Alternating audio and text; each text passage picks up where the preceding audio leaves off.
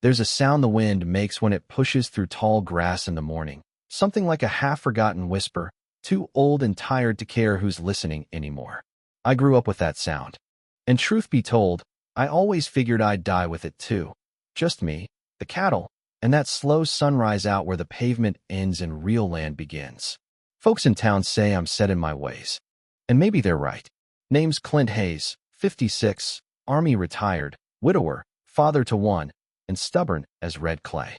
My father left me this patch of Carolina dirt just outside Oak Ridge Estates, the kind of neighborhood that feels like it was mass-produced by someone who'd never set foot in the state.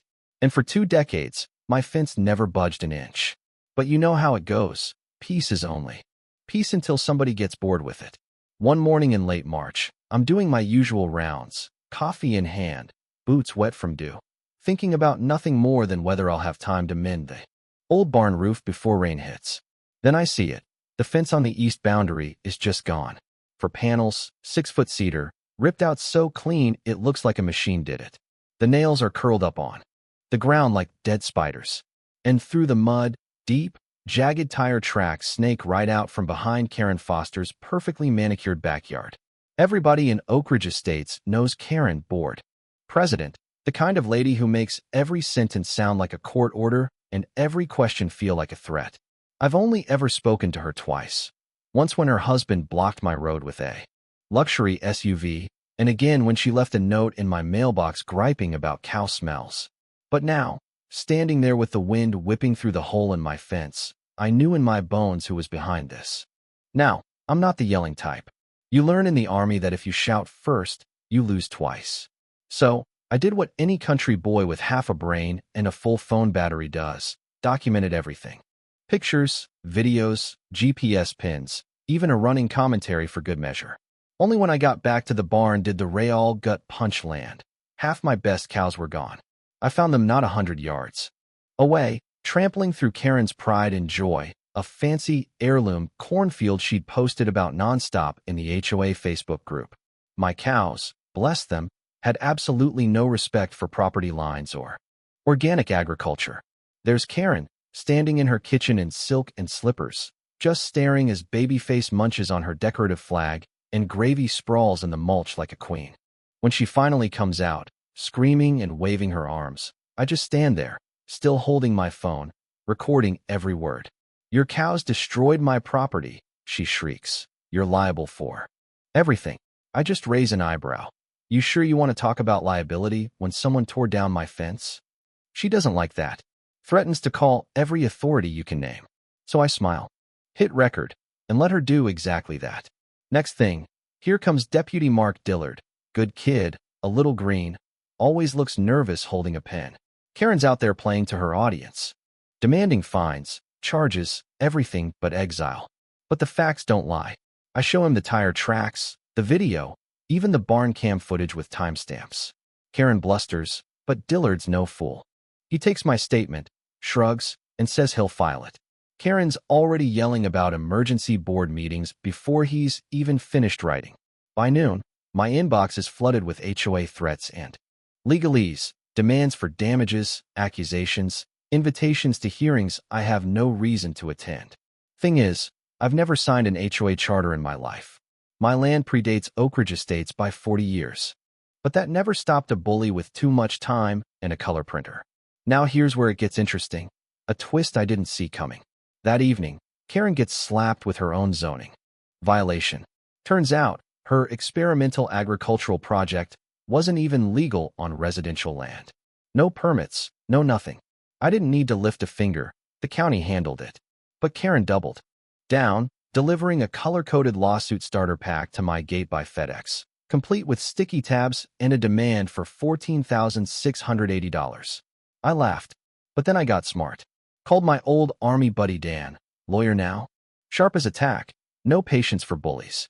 He drives up the next day with property maps, deeds, and a calm that makes me grateful to have him in my corner.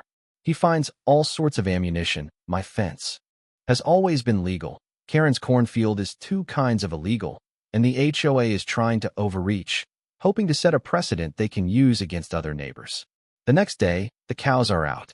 Again, gate's been tampered with, And wouldn't you know it, my trail cam catches two teenagers in hoodies, laughing as they open the latch and let the cows through. I don't show Karen the footage. Right? Cease and desist with every piece of evidence attached. Karen answers with 3 more violations and another threat of civil litigation. But it's clear she's losing control when the city sends out inspectors and orders her to remove the illegal crops. I know we're finally getting somewhere. The neighborhood goes quiet for the first time in months, but everyone's watching. The HOA meets in secret, but word gets out. Karen loses her temper at the board meeting, screaming about precedent and community vision. Her own neighbors start pushing back, finally fed up after years of fines and threats for everything from mailbox colors to patriotic flags. My phone rings off the hook with thank yous from people I've never met, folks who've been bullied into silence for years. Court day comes. The judge is no nonsense, ex-military himself, and he sees right through the drama. Dan presents the evidence, maps, videos, neighbor statements, even the old brass stake my dad hammered into the dirt 40 years ago. Karen tries to play the victim, but the judge isn't buying it. He throws out every complaint against me, issues a permanent injunction against the HOA, and recommends Karen's removal for abuse of power. Karen's done. Oak Ridge Estates finally breathes. The patrol carts are parked, the fines stop, and the board, led by a quiet guy named Neil, shows up. With an envelope, apology letter, check for my fence, and an invitation to help rewrite the bylaws. I don't say yes, but I don't say no. All I know is, the land's quieter now, the cows are at peace. And neighbors who never spoke now share stories over barbecue in my pasture. And Karen? She's gone. House sold, name whispered but never spoken aloud. Her cornfield is a memory, her rules nothing. But paper in a file. But the real victory isn't her leaving. It's the way folks started living again. They plant what they want, fly their flags, let their kids run free. One little girl writes me a letter, thanking me for showing her that rules only matter when they're fair, and that it's okay to stand up when something feels wrong. That's what stuck. Not the lawsuits, not the fence, not even the apology that finally showed up in a cream envelope and signed but understood.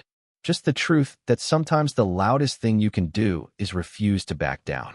That land, like dignity, isn't something you surrender just because someone louder wants it. So, here's my question to you. Have you ever stood your ground against someone who thought they owned the rules? What would you have done if Karen was your neighbor? Drop your story in the comments. Tell me where you're watching from and how you'd handle a fight like this. Because I'm betting there's more than one person out there who's tired of fences getting pushed just because someone feels like it. Let's hear your justice story.